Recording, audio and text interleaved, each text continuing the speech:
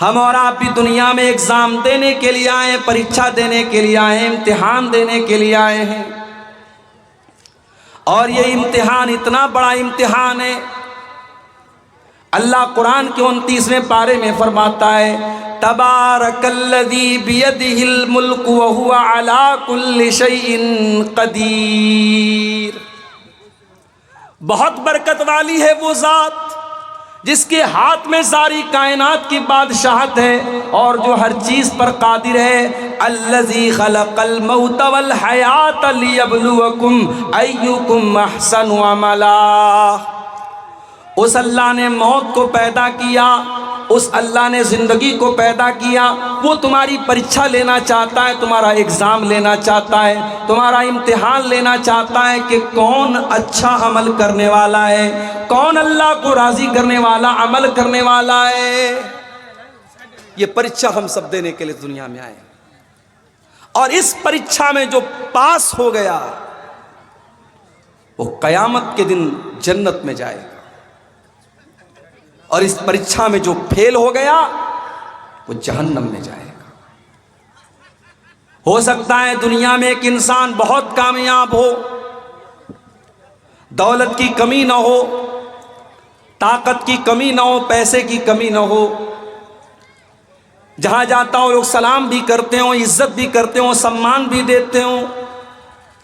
लेकिन वही आदमी कल क़यामत के दिन जब अल्लाह के पास जाएगा और अल्लाह की अदालत में ये फैसला किया जाएगा, ऐ मेरे बंदे तू जन्नत में नहीं जा सका, तू जहन्नम में जाएगा, तेरे बारे में जहन्नम का फैसला किया जा रहा है। वो दुनिया का सक्सेसफुल इंसान था, कामयाब इंसान था, मगर क़यामत के दिन अल्लाह की अदालत में अगर वो कामयाब नहीं हुआ तो वो असफल माना जाएगा, वो नाकाम माना जाएगा। इसीलिए कुरान कहता है, फमन ज़ुज़िया अनिन नारी व उदखिलल जन्नत फ़क़द फ़ाज़। जिसको अल्लाह ताला जहन्नम की आग से बचा ले और जिसको जन्नत में दाखिल कर दे वही कामयाब होने वाला है। वमल हयातुद दुनिया इल्ला मताउल गुरूर। और ऐ मेरे बंदो, ये दुनिया की ज़िंदगी तो धोखे का सामान है, धोखेबाज है ये दुनिया। आज इज्जत करती है, कल आप कुछ गलत कर दें गाली देगी आपको। आज आपके पास 4 पैसे हैं, सलाम करती है, कल पैसे खत्म हो जाएं पहचानने से इनकार कर देगी ये दुनिया। वमल हयातुद दुनिया इल्ला मताउल गुरूर। ये दुनिया तो धोखे का सामान है, बेवफा है ये दुनिया, दगाबाज है ये दुनिया। आप अपनी औलाद से बहुत मोहब्बत करते हैं, सूद और ब्याज का धंधा क्यों करते हैं? औलाद की खुशियों के लिए। चोरी बेईमानी करके मकान क्यों बनाते? अपनी औलाद के लिए, अपनी औलाद के लिए। हलाल और हराम को भूल जाने वालों, कल जब तुम मर जाओगे ये औलाद तुम्हारे काम नहीं आएगी, बहुत करेगी, बाप के मरने पर आंसू बहाएगी, तकलीफ का इजहार करेगी, दुखड़ा रोएगी, अपने बाप को कफनाएगी, दफनाएगी, कब्रिस्तान लेकर के जाएगी, कब्र में डालेगी। उसके बाद आपकी औलाद भी मिट्टी दे करके चली आएगी। आपके वो दोस्त जो दुनिया में आपके जिगरी दोस्त कहलाते थे, आपके लिए जान देने की बात करते थे, कुरान कहता है युबस्सरूनहुम यवद्दुल मुजरिमु लौ यफ्तदी मिन अज़ाबि यौमिइज़िम बिबनी। क़यामत के दिन कोई दोस्त अपने दोस्त के काम नहीं आएगा। इंसान अपनी औलाद को देख करके भागेगा, व साहिबतिही वाखी, अपनी बीवी को देख करके भागेगा, अपने भाई को देख करके भागेगा, व फसीलतिही लती तुवी, अपने ख़ानदान को देख करके भागेगा। कोई किसी का पुरसाने हाल नहीं। यही दुनिया की हकीकत है मेरे प्यारे साथियों। वमल हयातुद दुनिया इल्ला मताउल गुरूर। दुनिया धोखे का सामान। ऐ अपनी ताकत पे नाज करने वालों, जिस दिन मौत का फरिश्ता आएगा सारी ताकत धरी की धरी रह जाएगी। मौत का कोई इलाज आपके पास नहीं, मौत का कोई जवाब आपके पास नहीं है। मौत का फरिश्ता आ जाएगा, आप कितने दिमाग वाले हैं, कितने जीनियस हैं, कितने बुद्धिमान हैं, कितने चतुर हैं, कितने पढ़े लिखे हैं, मौत को इससे कोई मतलब नहीं है। मौत आएगी और आपका काम खत्म करके चली जाएगी। सारी दौलत आपके बेटों की हो जाएगी, बच्चों की हो जाएगी, बीवी की हो जाएगी, मकान दूसरों के नाम हो जाएगा, जमीनों जायदाद दूसरों के नाम हो जाएगी। बाथरूम में एक एक घंटे जाकर के नहाने वालों, फला कंपनी का शैम्पू लगा करके, फला कंपनी का साबुन लगा करके नहाने वालों, चेहरे को फेस वॉश से धुलने वालों, बॉडी को बॉडी वॉश से धुलने वालों, कल एक दिन ऐसा भी आएगा जब तुम मौत को गले लगा लोगे और मरने के बाद इतने बेबस और कमजोर हो जाओगे कि तुम अपने बदन से अपना कपड़ा भी उतारने की ताकत नहीं रखोगे। कैंची लाई जाएगी, तुम्हारे कुर्ते को कैंची से काटा जाएगा, तुम्हारी बनियाइन को कैंची से काट करके तुम्हारे बदन से अलग किया जाएगा।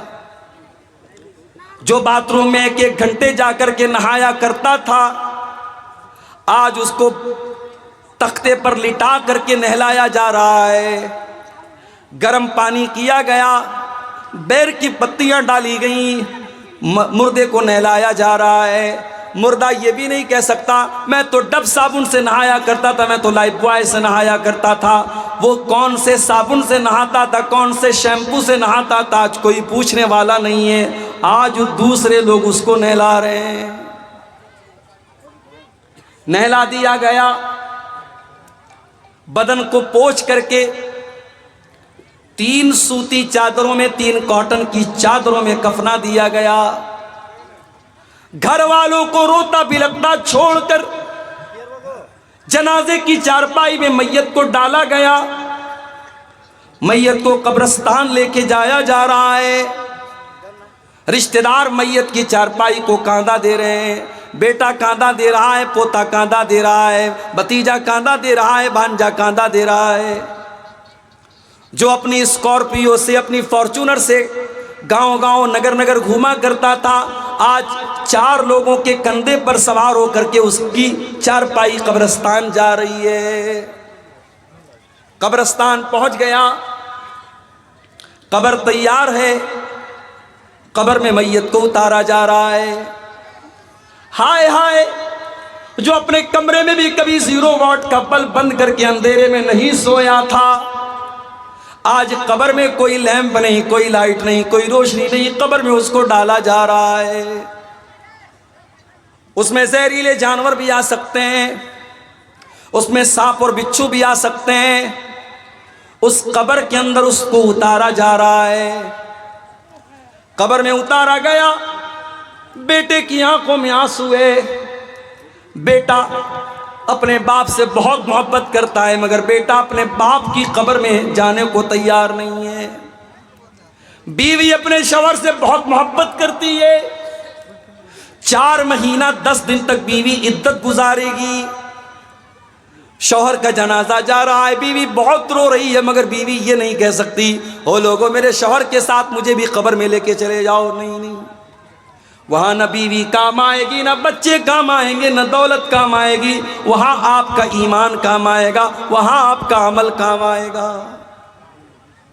अल्लाह के नबी फरमाते हैं जब इंसान को मौत आती है, 3 चीजें उसके पीछे पीछे जाती हैं। माल जाता है, औलाद जाता है, औलाद जाती है, अमल जाता है। मरते ही माल अपना रिश्ता तोड़ देता है। जैसे ही सांस की डोर थम गई, जैसे ही दिल की धड़कन रुक गई, माल ने रिश्ता तोड़ दिया, माल दूसरों का हो गया।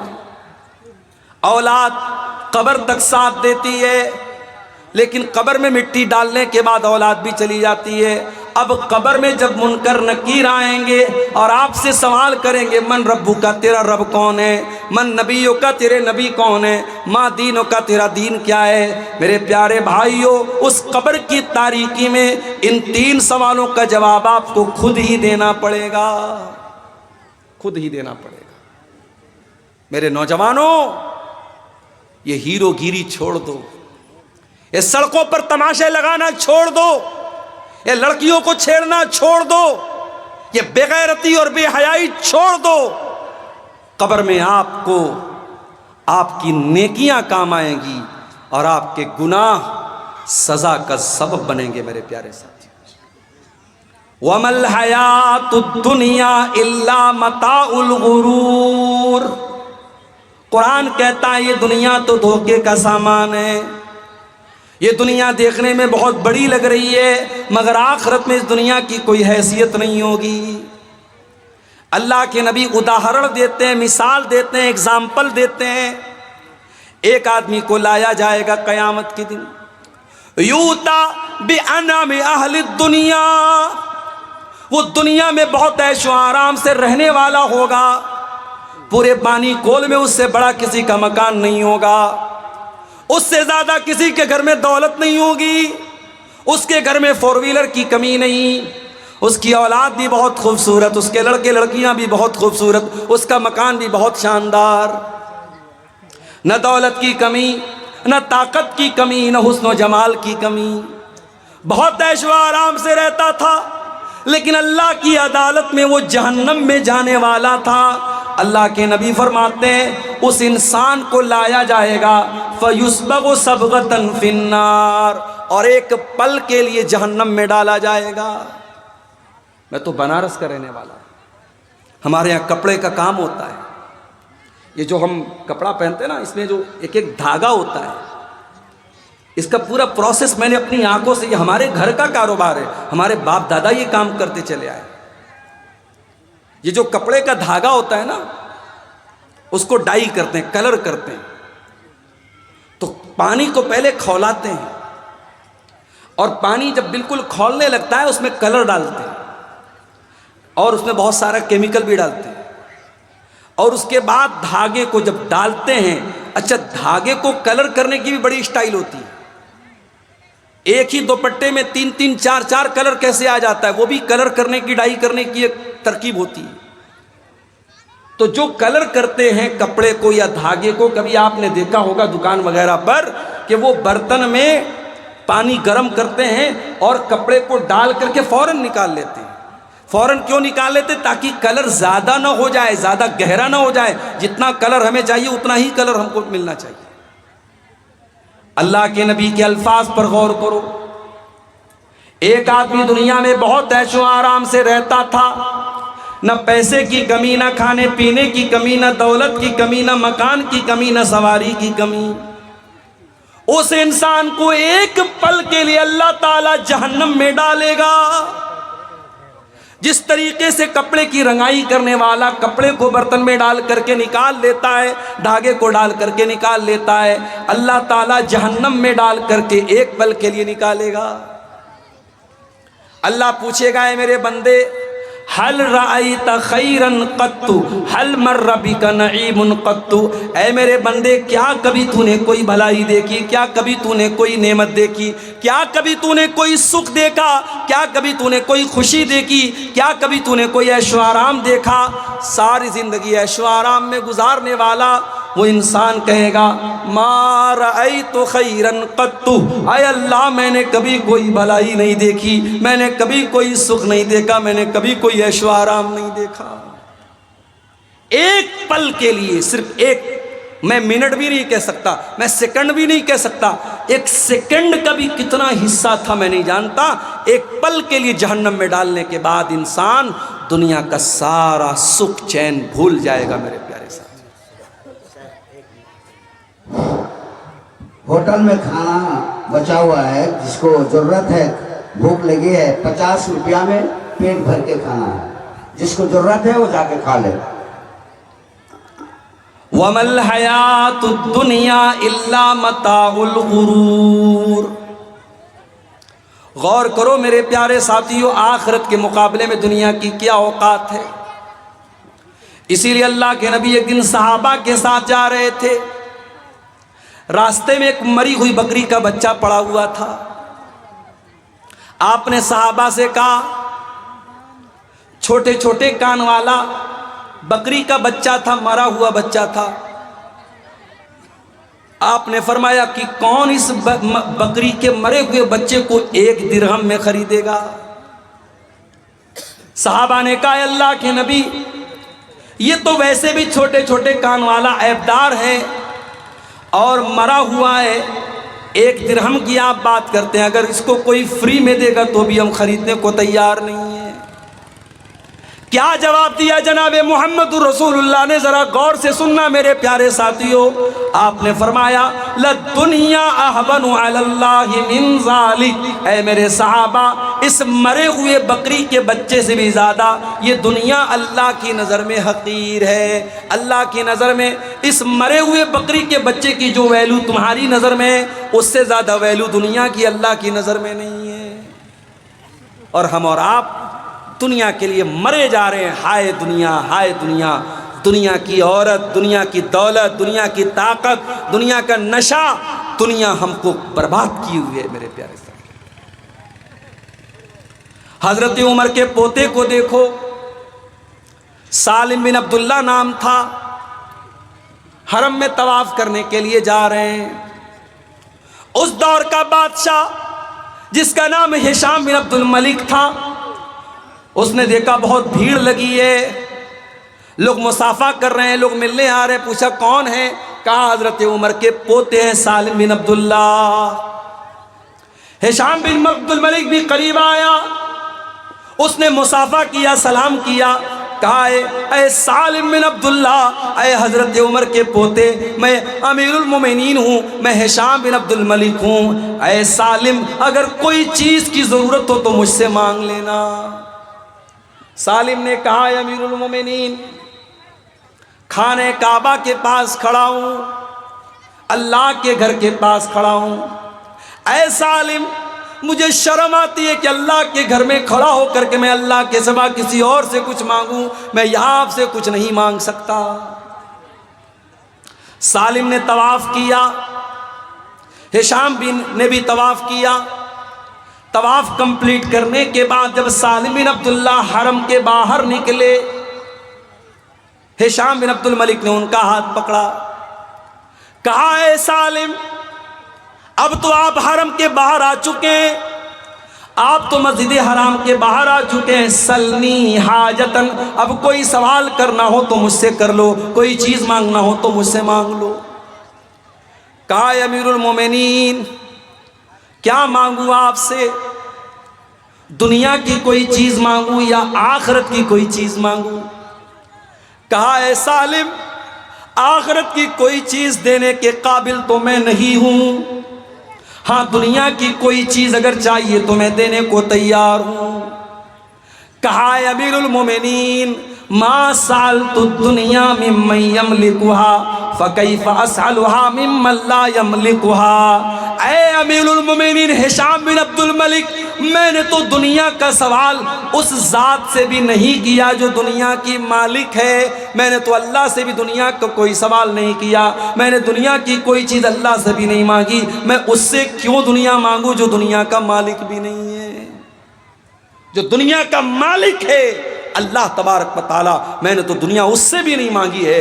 ऐ हिशाम बिन अब्दुल मलिक, मैं आपसे दुनिया क्यों मांगूं? आप तो दुनिया के मालिक भी नहीं है। मेरे प्यारे साथियों, ये हज़रत उमर के पोते की सोच है, ये सालिम बिन अब्दुल्ला की सोच है। और आगे बढ़िए, हारून रशीद का दौर है। हारून रशीद के दौर में एक बहुत बड़े आलिम थे जिनका नाम इब्ने सम्माक था। एक मरतबा हारून रशीद इब्ने सम्माक से मिलने के लिए आया। उस दौर के जो उलमा होते थे वो दरबारी नहीं होते थे, बादशाह की चापलूसी नहीं करते थे, बादशाह का चप्पल नहीं उठाते थे। आज आप देख लो, हुकूमत कोई फैसला करती है तो हुकूमत के जो चमचे हैं वो हुकूमत की तारीफों के पुल बांटने के, बहुत अच्छा फैसला किया। फैसला गलत हो सही हो इससे मतलब नहीं है, उन्हें हुकूमत के हर फैसले की तारीफ करना है। आज भी ऐसे दरबारी मुल्ला और ऐसे दरबारी उलमा आपको मिल जाएंगे मेरे प्यारे साथ। इब्ने सम्माक बहुत अल्लाह वाले बंदे थे। हारून रशीद मिलने के लिए आया, उन्होंने हारून रशीद को कोई प्रोटोकॉल नहीं दिया, कोई सम्मान नहीं दिया। हारून रशीद ने कहा, इब्ने सम्माक, आप इस दौर के बहुत बड़े आलिम हैं, मुझे कुछ नसीहत कर दीजिए, मुझे कुछ समझा दीजिए। मुझे प्यार से कुछ बातें बता दीजिए। इब्ने सम्माक ने कहा, अमीरुल मोमिनीन, मैं 2 सवाल आपसे करना चाहता हूँ। पहला सवाल ये है, मान लीजिए आप सहरा में हैं, रेगिस्तान में हैं और बहुत जोर की आपको प्यास लगी है, इतनी तेज प्यास लगी है कि पानी नहीं मिला तो आप मर जाएंगे। इतने में एक इंसान आपको सहरा में नजर आता है, उसके हाथ में एक कटोरा पानी है। वो कटोरा लेकर के आपके पास आता है और कहता, ऐ हारून रशीद, मैं एक कटोरा पानी आपको देने को तैयार हूं, शर्त यह है कि आप अपनी आधी हुकूमत मुझको दे दीजिए। ऐ अमीरुल मोमिनीन, अपने दिल पे हाथ रख के बताइए कि आप अपनी जान बचाएंगे या आधी हुकूमत दे करके अपनी जान बचाएंगे या हुकूमत को बचा लेंगे। हारून रशीद ने कहा, नहीं, जान से बढ़ के कोई चीज नहीं। अगर जान जा रही है प्यास के मारे, मैं एक कटोरा पानी के लिए अपनी आधी हुकूमत दे दूंगा और उससे पानी बोल ले लूंगा। कहा, अमीरुल मोमिनीन, पानी आपने पी लिया, अब वो पानी आपकी बॉडी में, आपके शरीर में जाकर के फंस गया, पेशाब का रास्ता बंद हो गया, पेशाब नहीं हो रहा है, आप तकलीफ से बेचैन हैं, पेशाब की नाली जाम है, पेशाब नहीं निकल रहा है, आपको इतनी तकलीफ है कि अगर आपको पेशाब नहीं हुआ तो आप तड़प तड़प करके मर जाएंगे। इतने में एक इंसान आता है और कहता, ऐ हारून रशीद, मेरे पास ऐसी दवा है, मेरे पास ऐसा तरीका है, मैं आपको वो दवा दे दूंगा, आपका पेशाब जो फंसा हुआ है, आपके बदन में जो पानी फंसा हुआ है वो बाहर निकल जाएगा, आपको रिलैक्स मिल जाएगा, आपको आराम मिल जाएगा, मगर शर्त यह है कि आपको अपनी आधी हुकूमत मुझको देना पड़ेगा। ऐ हारून रशीद, अब सच्ची बताना कि आप अपनी जान बचाएंगे या आप हुकूमत बचाएंगे। कहा, अगर ऐसी सिचुएशन आ जाए, ऐसी कंडीशन आ जाए, जान का खतरा आ जाए, अगर पेशाब नहीं हुआ तो मेरी जान चली जाएगी, ऐसी सूरत में मैं आधी हुकूमत दे करके अपनी जान बचा लूंगा। कहा, अमीरुल मोमिनीन, आज के बाद इस हुकूमत पर कभी नाज मत करना। ऐ अमीरुल मोमिनीन हारून रशीद, अपनी हुकूमत पर कभी नाज मत करना। आपकी हुकूमत की हैसियत एक कटोरा पानी और पेशाब के चंद कतरे से ज्यादा नहीं है, इस हुकूमत की वैल्यू इससे ज्यादा नहीं है। मेरे प्यारे साथियों, जो बात हारून रशीद को इतनी समझा बुझा करके इब्ने सम्माक ने कही थी, कुरान ने एक लाइन में वो बात कह दी, वमल हयातुद दुनिया इल्ला मताउल गुरूर। मेरे बंदो, ये दुनिया धोखेबाज है, ये दुनिया दगाबाज है, ये दुनिया धोखे का सामान है, ये दुनिया एक दिन तुमको जरूर धोखा दे देगी। मेरे बंदो, आखिरत की तैयारी करो, आखिरत को बेहतर बनाओ। हम एक एक करके कयामत की निशानी को देख रहे हैं। अब तो वो टाइम भी आ चुका है जब कयामत की बड़ी निशानियां हमारे सामने आ जाएंगी। सही मुस्लिम की रिवायत है, हजरत हुज़ैफा बिन असीद गिफारी फरमाते हैं कि हम लोग आपस में बैठ करके बातचीत कर रहे थे। इतने में अल्लाह के नबी आए। आपने पूछा, मां तज़ाकरून, क्या बात चल रही है? सहाबा ने कहा, नज़कुरु साअ, हम कयामत पर बातें कर रहे हैं। ओ IPL का मैच देखने वाले मेरे नौजवानों, वो अपनी चूड़ी और कंगन और ईयररिंग के बारे में बात करने वाली मेरी प्यारी माँ बहनों, वो अपनी दुनिया में मगन रहने वाले मेरे नौजवानों, जरा नबी के सहाबा से सीखो।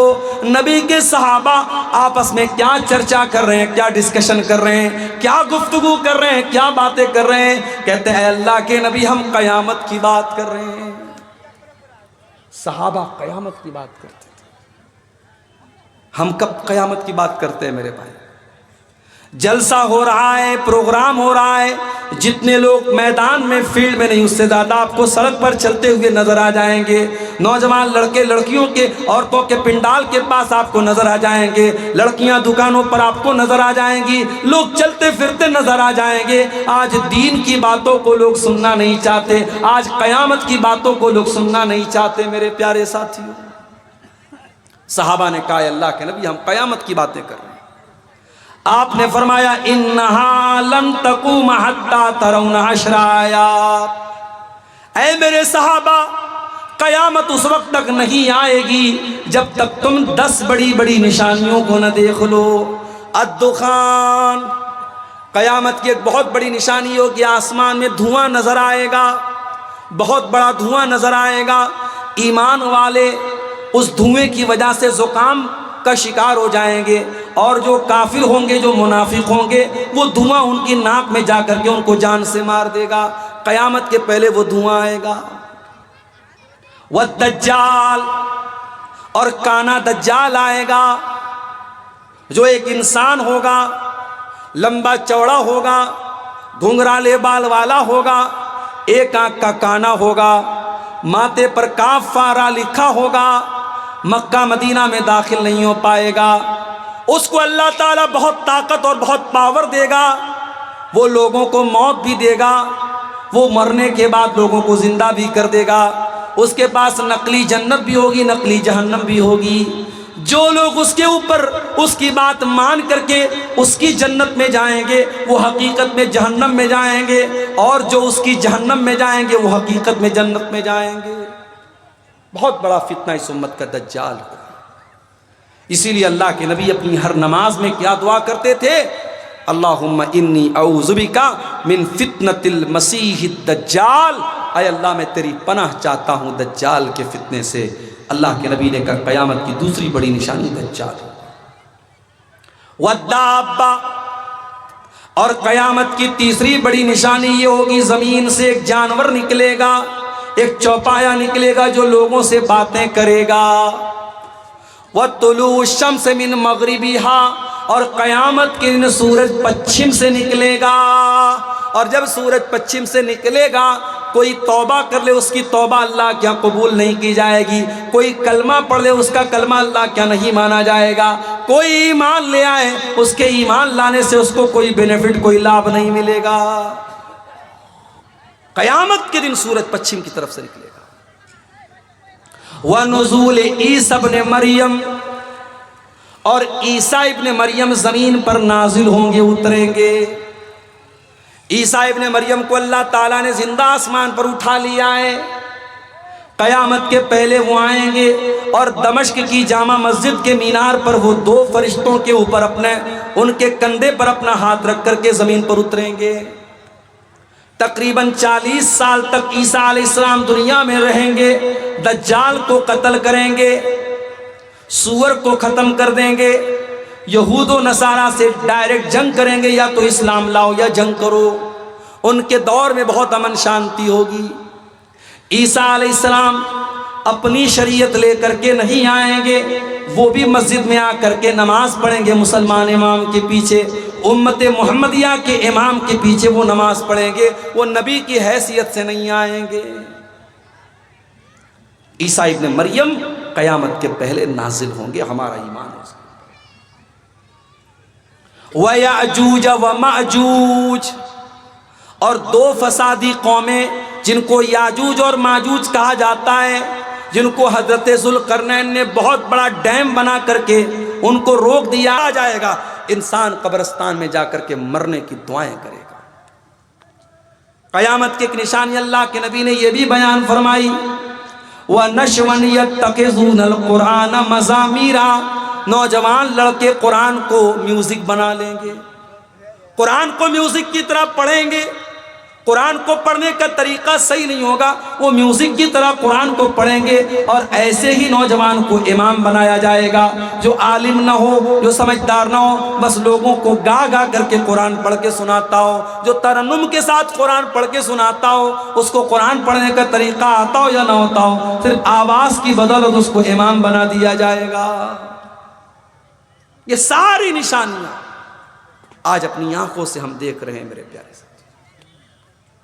क़यामत के पहले वो दौर भी आएगा, लयशरबन्ना नासु मिन उम्मतिल खम्र युसम्मुनहा बिगैरि इस्मिहा, मेरी उम्मत के लोग शराब पिएंगे, नाम बदल बदल करके शराब पिएंगे।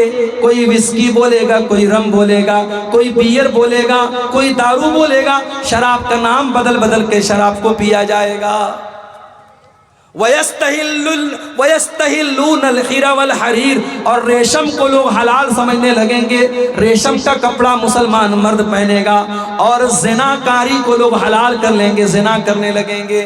और उनके सरों के ऊपर नाचने गाने वालियां नाचेंगी गाएंगी।